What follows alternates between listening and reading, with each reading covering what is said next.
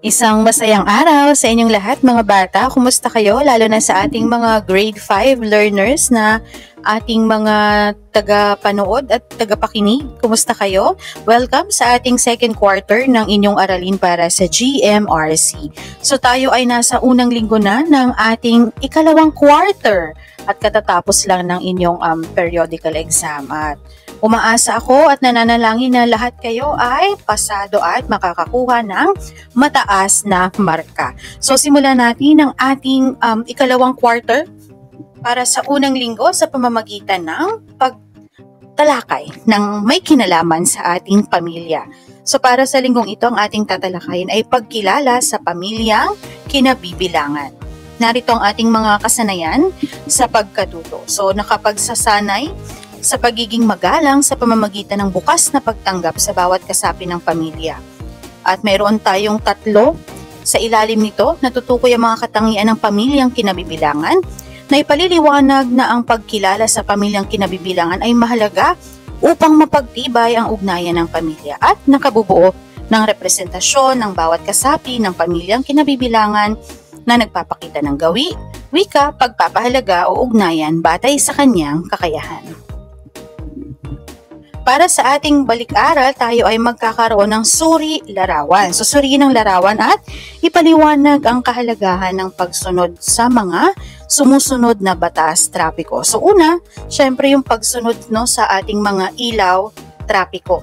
So, mahalaga na tayo ay sumunod dito upang tayo ay maligtas sa anumang aksidente at para magkaroon ng kaayusan yung daloy ng trapiko. So pula, ibig sabihin huminto, dilaw o orange, ibig sabihin maghanda sa paghinto, simulan ng magdahan-dahan, at pag berde naman, luntian o green ay ibig sabihin magpatuloy na o ibig sabihin go.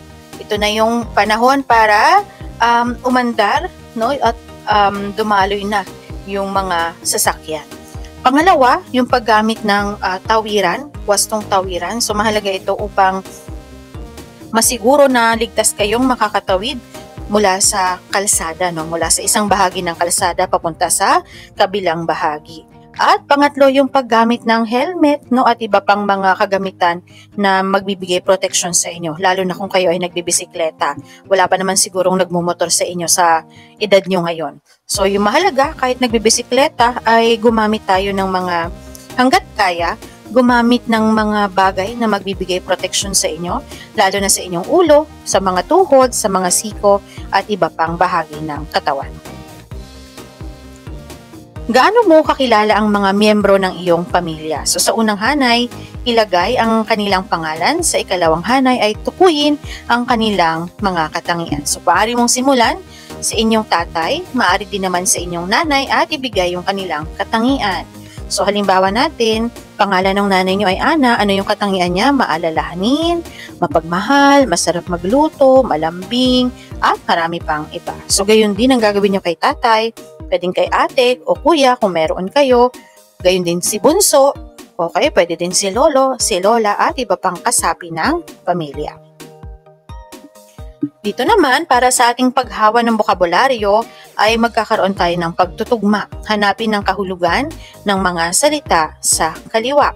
Okay, ano bang ibig sabihin ng extended family? Paggalang, kasaysayan, gabay ng magulang at tradisyon. So piliin ang mga kahulugan nito sa kabilang hanay at isulat ang titik ng wastong sagot sapat lang. Okay, so narito ang ating wastong kasagutan.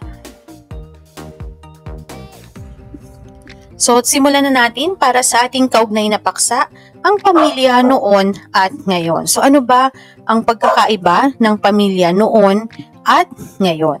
So ang pundasyon ng pamilyang Pilipino ay malalim na nakaugat sa isang mayaman na kasaysayan ng malapit na ugnayan sa isa't isa, paggalang sa mga nakatatanda at matibay na pananampalataya sa relihiyon. Ang mga pangunahing katangian na ito ay naglilingkod bilang mga gabay na prinsipyo na bumubuo sa mismong esensya ng mga pakikisalamuha sa pamilya at sa mga kilos ng bawat individual. Narito ang iilan ng mga magagandang katangian ng pamilyang Pilipino noon at ngayon.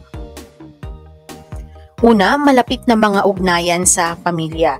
Ang estruktura ng pamilya ng Pilipino ay kinakatawan ng matibay na mga ugnayan na umaabot sa labas ng nuklear na pamilya.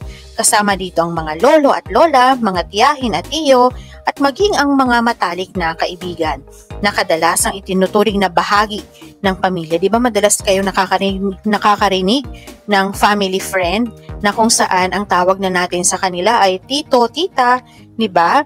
Na parang kabahagi na rin sila ng inyong pamilya. Ang sistemang itong may mga pinalawak na pamilya ay may mahalagang papel sa pagpapalaki, suporta at gabay na lumilikha ng pakiramdam na pagiging bahagi at seguridad. So tayo bilang mga Pilipino, napakahigpit ng ating ugnayan sa ating mga pamilya. Hindi ba? Kumbaga, kung sa ibang mga bansa, sa ibang mga kultura, ay normal sa kanila na dinadala yung kanilang mga magulang sa isang tahanan para sa matatanda kapag tumungtong na ito sa kanilang old age o yung kanilang katandaan. Kung sa ibang lugar, ibang nasyon, ibang bansa ay katanggap-tanggap ito, sa atin dito sa Pilipinas, may alinlangan pa sa bahaging yan. Kasi ang pagtingin natin sa ganyan ay parang hindi maganda o kumbaga parang ang tingin ng iba ay parang hindi tayo mabuting mga anak kapag hinayaan natin yung ating mga magulang na tumanda doon sa isang kumbaga home for the aged. Isang mainit na debate ngayon yan, 'di ba? Kumbaga kasi kultura ang tinitingnan natin diyan, tradisyon nating bilang mga Pilipino. Kumbaga tayo hangga't maaari nga, hindi ba? Although dapat talaga ang pinaka normal o yung pinaka ideal na ginagawa halimbawa ng mag-asawa kapag nag-asawa na yung anak ay lumalayo na sa kanyang pamilya. Pero tayo parang hindi ganun kadali. May iba na nandun pa rin, kasama pa rin nila yung kanilang magulang sa kanilang tahanan kahit sila ay may asawa. O kaya naman sa isang buong compound, isang buong pamilya sila doon. O kaya naman palalakihan lang ang bahay, magkakaroon lang sila ng sarili nilang mga kwarto, pero sa isang bubong pa rin nakatira. So ganun tayong mga Pilipino. Kumbaga, iba yung ating pagtingin at pananaw kapag pinag-uusapan na ang pamilya. Kumbaga, yung usapin na halimbawa kapag tumanda na yung mga magulang ay normal sa ibang lahi. Sa atin, parang sa iba, okay. Pero para sa nakararami, hindi pa siya ganoon katanggap. Okay? So, bata yun sa aking opinion, bata yun sa aking pagtingin natin bilang mga Pilipino. So parang ikaw bilang anak, maati mo ba na maging ganoon ang kalagayan ng ating magulang? So hangga't maaari, ginagawa nga natin ang lahat, hindi ba? Para din sa pagtanaw ng ating pagmamahal, hindi naman siya utang na loob, pero kumbaga yung pagmamahal na ibinuho sa atin ng ating mga magulang ay binabalik natin sa kanila. So ganoon tayo bilang mga Pilipino, talagang hindi matatawaran yung ating tradisyon at kultura at yung ating pagmamahal sa pamilya. Kasi kahit nga hindi natin kumbaga kahit hindi natin kadugo, 'di ba? Minsan yung mga close friends ng mga magulang natin ay itinuturing na natin na mga pamilya din. So ibang tao ngayon na ituturing natin na pamilya, ano pa yung sarili nating mga magulang. Pangalawa, paggalang sa mga nakatatanda. Ang paggalang sa mga nakatatanda ay isa sa mga tatak ng kultura ng Pilipino. Pag napansin natin sa ibang lahi, sila beso-beso. Although ngayon naman, ganun na rin, beso-beso. Pero hindi dapat mawala sa kultura natin ay ang pagmamano at paghalik sa kamay. Yung iba nga, hindi na masyadong ginagawa yon dahil lalo pa itong nawala nung nagkaroon tayo ng pandemya. Kasi syempre, yung issue ng kalinisan, seguridad mula sa sakit, ganyan. Pero yung pagmamano sana, wag sana itong mawala kasi tayong mga Pilipino lamang ang gumagawa nito, no? Yung pagbibigay galang sa pamamagitan ng pagmamano. O yung halimbawa, halimbawa ng mga magulang natin mula sa trabaho ay nagmamano tayo bilang tanda ng paggalang. Okay, gayon din, tinuturuan ang mga bata na ipahalaga at igalang ang kanilang mga opinyon at karaniwang itinuturing na pinagmumulan ng payo at pagdedesisyon ang mga nakatatanda. Ang paggalang na ito ay higit sa isang panlipunang pamantayan. Ito ay isang pagpapahalaga sa karunungan at karanasan ng mga mas matanda. Noong panahon ng sinaunang Pilipino, no, kung babalikan ninyo yung inyong aralin sa araling panlipunan, di ba? Matatandaan natin at makikita natin na iba ang desisyon ng nakatatanda sa kanilang lipunan. Kumbaga may bigat, kumbaga may pagpapahalaga sila sa mga sinasabi, sa opinyon ng kanilang yung tinatawag na elder, yung mga mas nakakatanda doon sa isang lipunan. Ito ay bilang tanda ng kanilang paggalang sa experience o karanasan. Di ba naririnig nyo? Papunta ka pa lang, pabalik na ako. Kumbaga, yung mga ngayon mo palang nararanasan ay naranasan ko na at kumbaga, napagtagumpayan na niya yung mga pagsubok na mga dadaanan mo pa lang. Kaya dito pinapakita yung pagpapahalaga sa wisdom at karanasan ng mga matatanda. Kasi sabi nila, di ba, experience is the best teacher. So itong ating mga nakatatanda, yung kanilang mga karanasan, yun yung nagpatibay sa kanila, nagpatatag, di ba? Yun yung nagbigay sa kanila ng wisdom o karunungan kung ano ba ang buhay na dapat na paghandaan ng mga kabataan. Di ba kami, madalas sa classroom, ganyan ang sinasabi.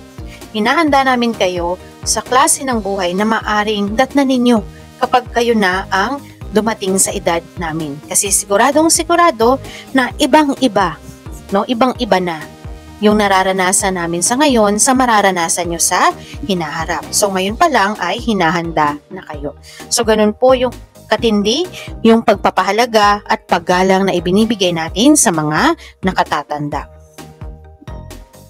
Matibay na pananampalataya sa relihiyon, ang pangunahing pananampalatayang Kristiyano ng Pilipinas ay nagtutulak sa maraming aspeto ng pang-araw-araw na buhay at mga halaga ng pamilya. Ang mga aral ng relihiyon ay kadalasang naglilinya sa mga halaga ng pamilya na binibigyang diin ang moral na pag-uugali, kabaitan, pagpapatawad at pagmamalasakit. So, isa sa mga naging paksa natin noong nakaraang quarter ay yung relihiyon, pananampalataya. Paano ba napapatatag ang ating pananampalataya? Ano ba ang mga balakid o mga pagsubok na humahadlang para tayo ay maging matatag sa ating pananampalataya? So tayo bilang mga Pilipino na minulat ng mga Kastila sa Kristyanismo na ating daladala hanggang sa kasalukuyan, gayon din ang ating mga kapatid na Muslim at iba pang mga kapatid na may ibang paniniwala, ay malaking bahagi sa kanilang pamumuhay ang relihiyon. Hindi ba? Malaki yung epekto, malaki yung malaki ang epekto, malaki din yung paano ba natin to sasabihin? Yung impact, no? Kasi yung kanilang uri ng pamumuhay, ang karamihan ay ibinabatay nila sa kanilang paniniwala o yung mga aral na itinuturo sa kanilang relihiyon. Diba? So dito nabibuild, dito napapatatag yung karakter natin bilang isang tao, yung pag-uugali natin, yung mga paniniwala natin sa moralidad, no? Dito pinupukpok, dito pinapanday, kasabay ng pagtuturo sa paaralan. So malaking bahagi ng ating kultura at tradisyon ay yung ating relihiyon, di ba? So ito yung kumbaga isa sa mga driving force natin sa ating pang-araw-araw na pamumuhay. So sabi nga, kapag matatag yung pananampalataya mo, hindi ka basta-basta susuko sa anumang mga pagsubok sa buhay, no? So hindi na natin masyadong bibigyang pansin pa yung ibang mga salik, no? Lalo na sa panahon ngayon. Kasi pag-aaralan naman natin yan sa mga susunod pang mga aralin, hindi man sa GMRC, pero matatalakay natin sa iba nyo pang mga asignatura. Okay, para sa ating ikalawang araw, so kayo ay magsasagot. So, sa pamamagitan ng larawan, bumuo ng isang tanong at isang sagot batay sa paksang kahalagahan ng pagkilala ng pamilyang kinabibilangan upang mapagtibay ang ugnayan ng pamilya. So halimbawa, mula sa larawang ito, nakikita natin na ang pamilya ay nananalangin bago kumain. So ang tanong, kayo ba ay nagdadasal pa rin bago kumain o kayo ba ay sabay-sabay pa rin na kumakain tuwing gabi o tuwing araw ng linggo o tuwing araw ng pahinga? So ano ang inyong sagot?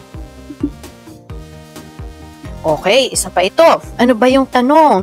Kayo ba ay halimbawa kagaya ng nasa larawan na kahit nasa hapag-kainan ay nagdudut-dut pa din sa cellphone at hindi binibigyang pansin yung pagkain na nakahain?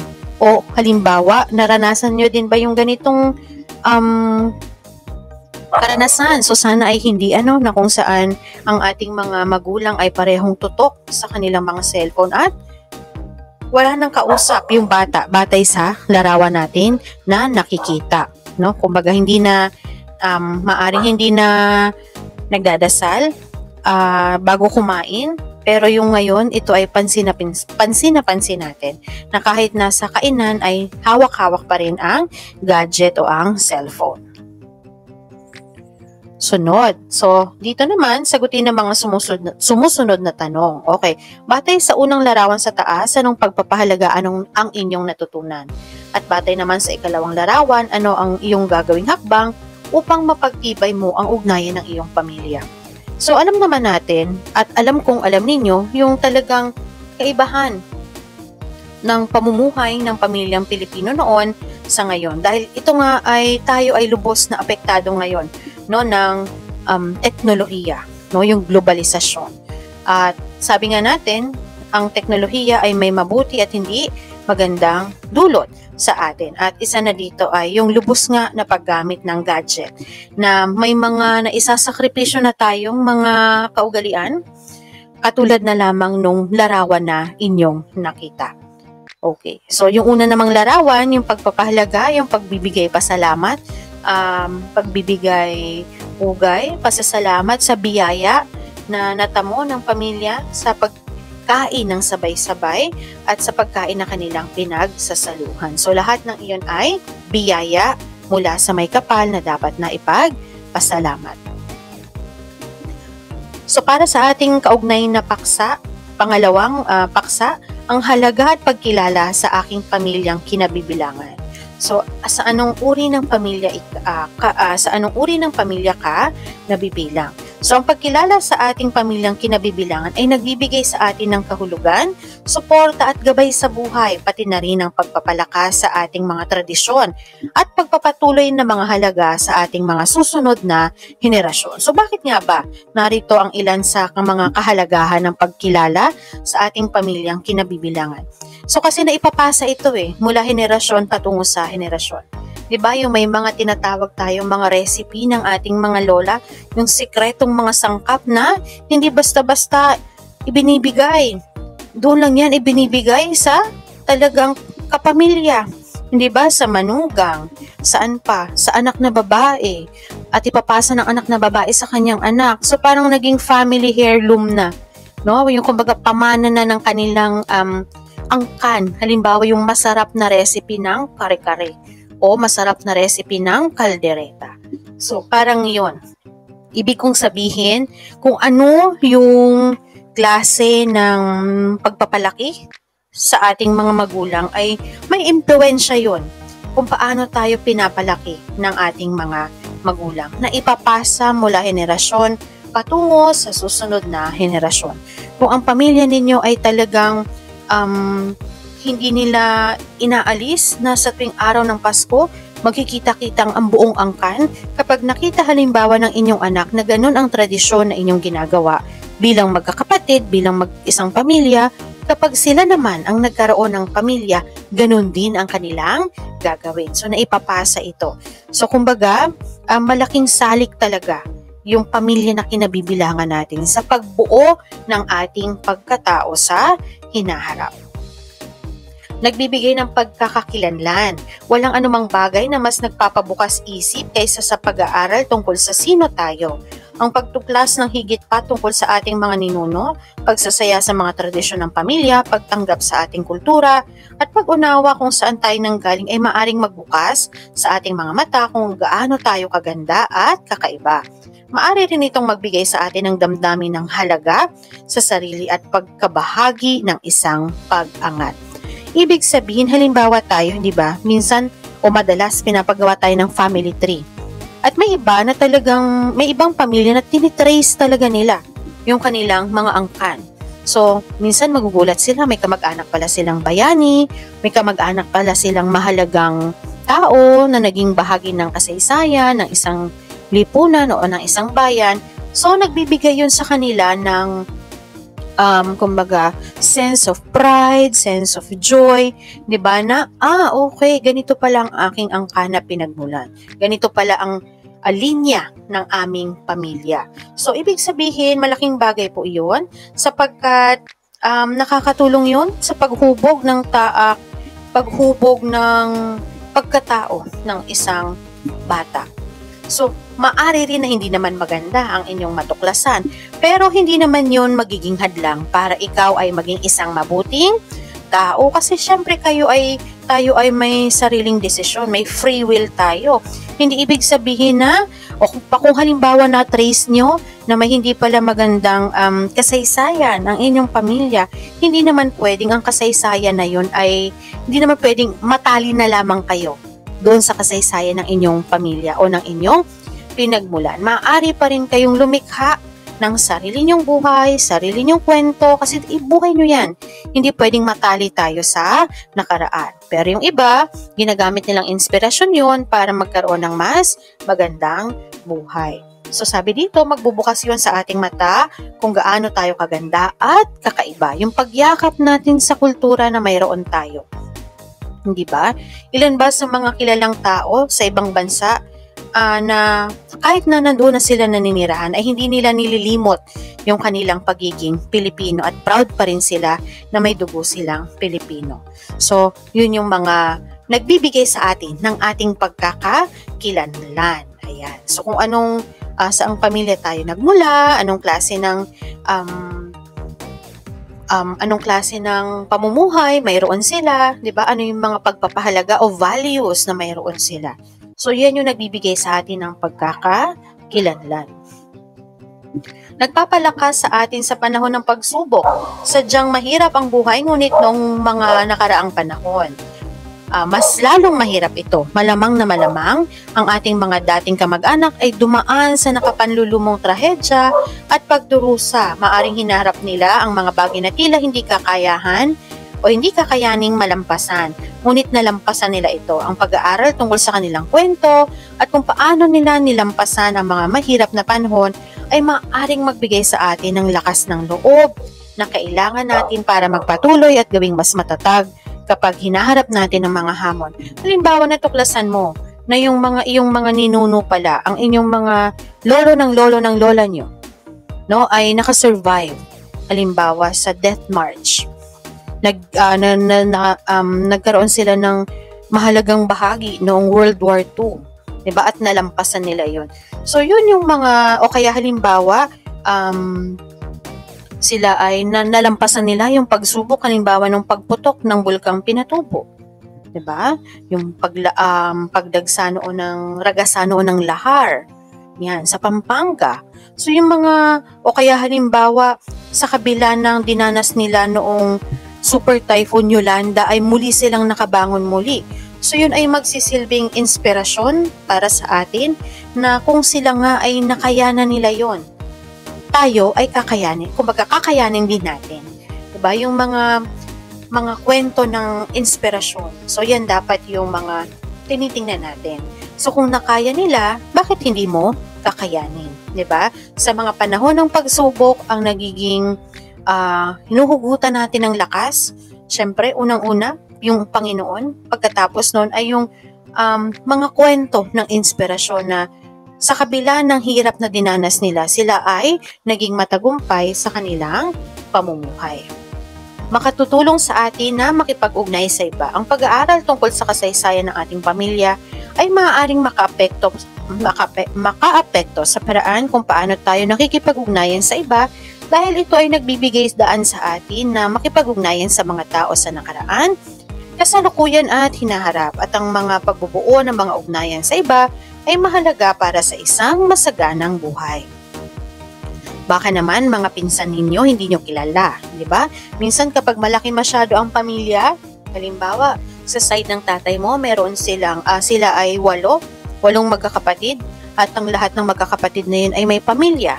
At yung mga pamilya, may mga pinsan ka na 5, 8, 3, 4. So dahil naapektuhan na rin ng teknolohiya, sobrang busy, no? Sobrang abala sa iba't ibang gawain, ay hindi mo na nakilala yung iyong mga pinsan. Nakabangga mo na pala, hindi mo na malayan, pinsang buo mo pala yun. So mahalaga na tayo ay nakikipag-ugnayan, lalo na sa ating mga kamag-anak, sapagkat sana, no, ito yung ideal, ito yung ideal, sana, yung sa panahon ng kagipitan, sila yung ating malalapitan. Pero kumbaga, yan ay case-to-case basis. Alam natin, hindi naman perpekto ang isang pamilya. Lagit-laging may mga problema, may mga suliranin, at iba't ibang mga hamon na kinakaharap ang bawat pamilyang Pilipino. Pero yung typical, yung ideal na pamilya, ay sila yung nagdadamayan at nagtutulungan. So mahalaga na kilala natin at nakikipag-ugnayan tayo sa ating pamilya. Kung halimbawang ang ating mga magulang ay hindi palalabas, o halimbawa, hindi kayo madalas makipagkita, hindi kayo nagkakaroon ng mga reunion, so most likely, hindi nyo rin makikilala yung mga tao na inyong mga kamag-anak. At para magiging aloof ka rin, no? Parang hindi ka rin masyadong, ayaw mo rin yung makihalubilo sa iba. So nakakaapekto po yun, no, sa ating pakikipag-ugnayan sa ibang tao. Sunod, nagpapabuti sa atin bilang tao. Ang mga kwento ng ating mga ninuno ay maaring humubog sa atin bilang isang mas mapagpasalamat, mas masaya, mas may malasakit, at mas maawain na bersyon ng ating sarili. Halimbawa, maaari nating matuklasan na ang ating dakilang lolo ay nabuhay noong panahon ng dakilang pagbagsak at kinailangan magtrabaho ng husto upang magbigay para sa kanyang pamilya, na maaring magbigay ng inspirasyon sa atin na magtrabaho rin ng husto. Halimbawa, natuklasan mo, ang iyong lolo pala ay magsasaka, at sa pamamagitan ng kanyang pagsisikap, sa kanyang pagsasaka ay napagtapos niyang lahat ang kanyang mga anak, at ang kanyang mga anak lahat ay titulado, lahat ay profesional dahil sa kanyang pagsisikap bilang isang magsasaka. Ano pa?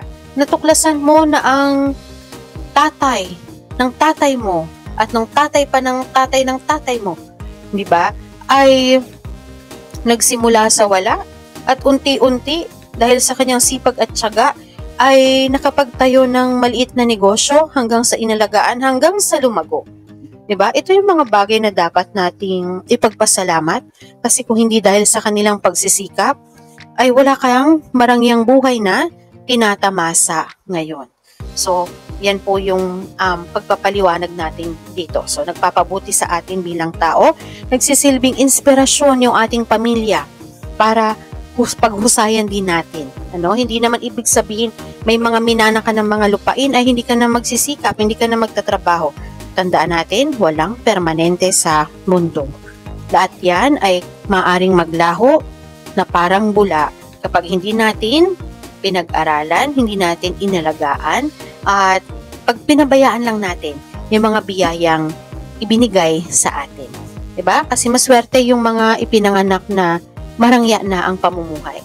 Diba? Ang gagawin na lang nila ay ipagpapatuloy yun, no? Papalaguhin pa lalo.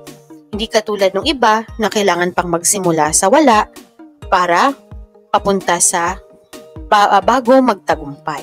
Hindi ba? Kasi sabi nga natin, hindi lahat pare-parehas ng buhay na tinatamasa. Hindi lahat nabubuhay ng marangya At hindi rin naman lahat ay nananatiling mahirap hanggang sa huli.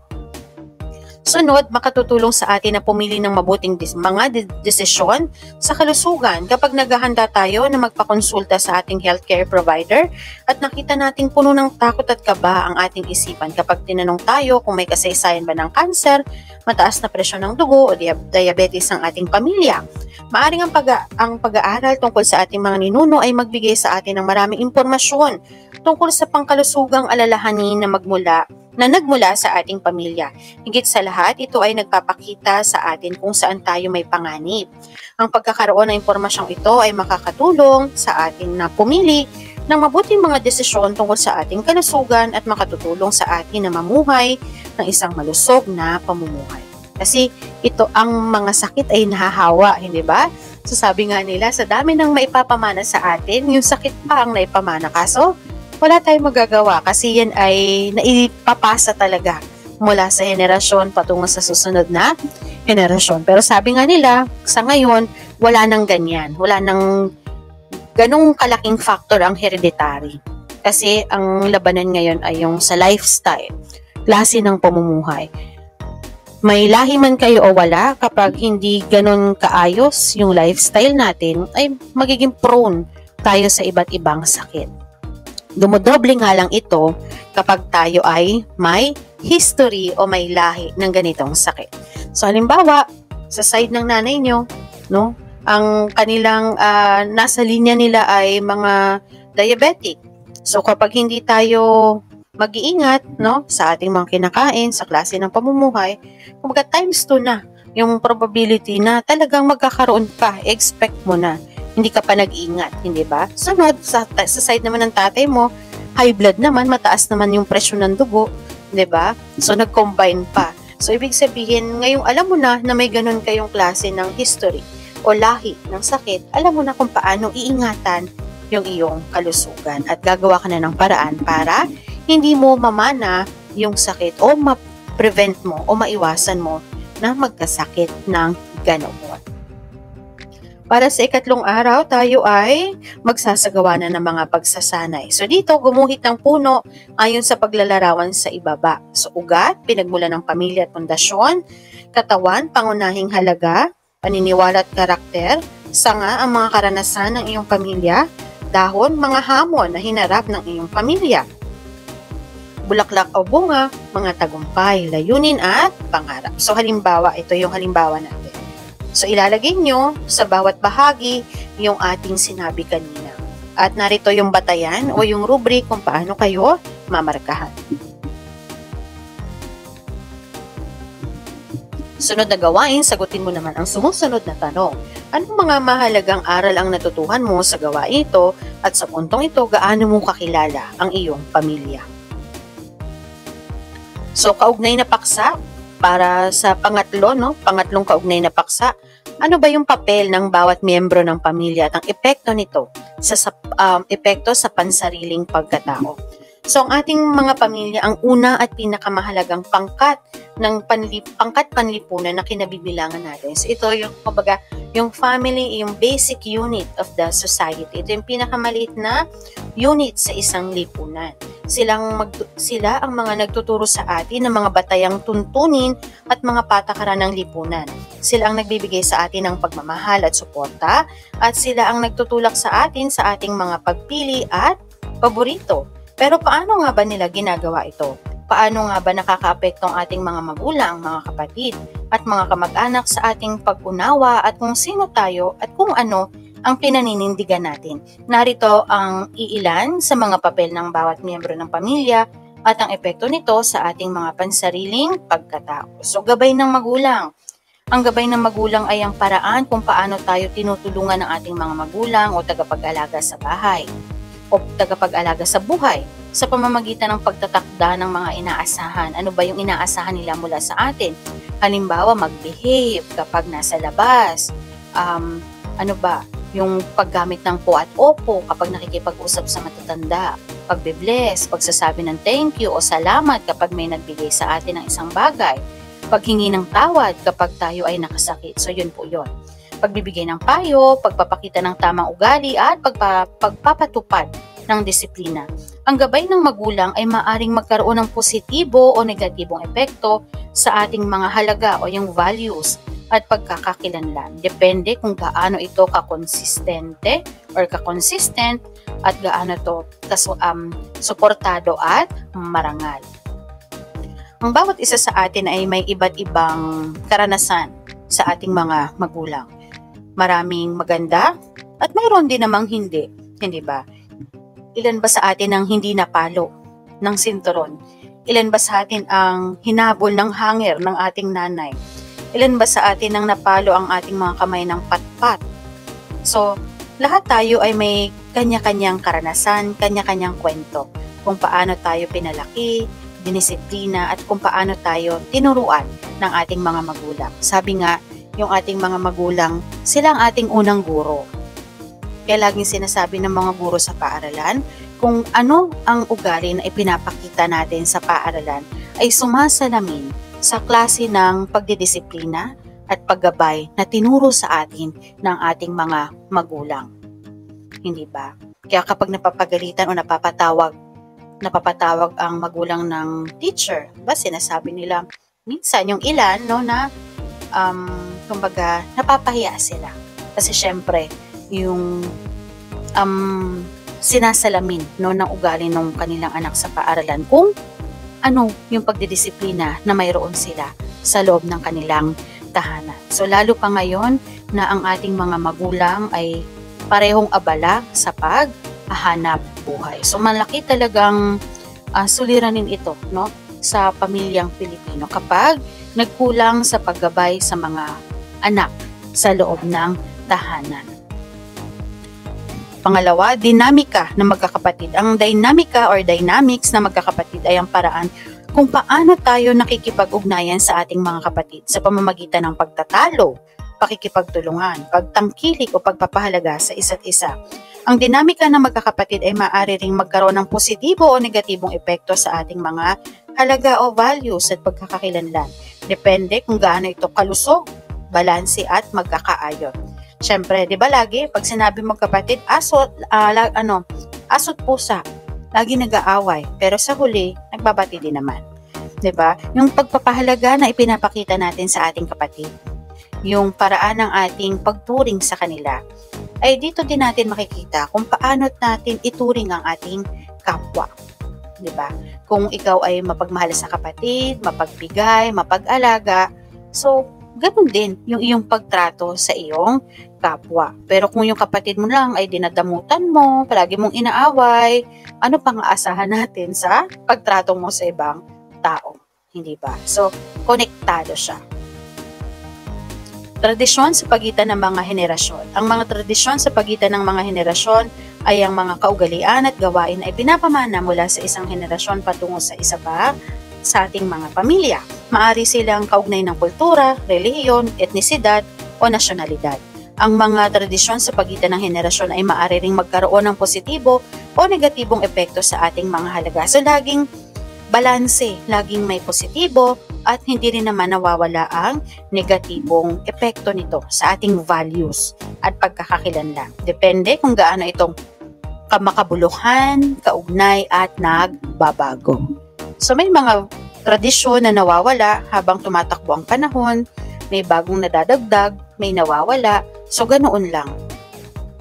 So kapag yung matatag, yung padre de pamilya o yung kanilang madre de pamilya, kumbaga mahigpit at talagang dapat ito magpatuloy sa inyo. So may positibo at may negatibong epekto, 'di ba?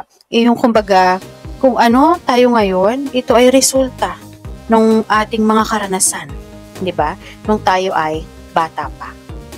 So sa ulitin natin, walang perpekto, no? Walang perpektong magulang, walang perpektong mga kapatid. At yung ating pag-uugali ay depende sa pamilya na ating kinagisnan, no? Yung paraan ng pagpapalaki, yung mga pagsubok na dinaanan, kasi magkakaiba, hindi ba? Medyo subjective ang ating usapin. Walang tamang sagot kapag ang pinag-uusapan natin ay pamilya.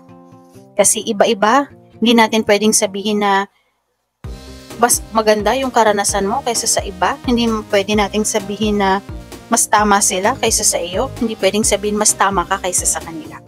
Kasi hindi tayo pare-parehas ng karanasan. Pero ang mga ito ay may impluwensya sa atin. May impluwensya sa inyo, sa inyong pagkatao. Positibo man o negatibo. So dito, sagutin ang mga tanong sa talahan na yan. Okay, isulat ang pangalan ng miyembro ng pamilya. Sa ikalawa naman, isulat ang papel na ginagampanan. At sa ikatlo naman ay isulat ang epekto ng kanilang mga papel na ginagampanan sa iyong pagkatao. Halimbawa, kumbaga ikaw ay halimbawa isang batang mulat na kahit hindi sinasabi sa inyo ng magulang nyo yung mga problema na hinaharap ninyo ay nararamdaman mo, di ba? Pero hindi mo nakita na sumuko ang iyong mga magulang sa iba't ibang pagsubok. So may epekto yun sa iyo bilang isang bata. Ikaw, paglaki mo, ganun din.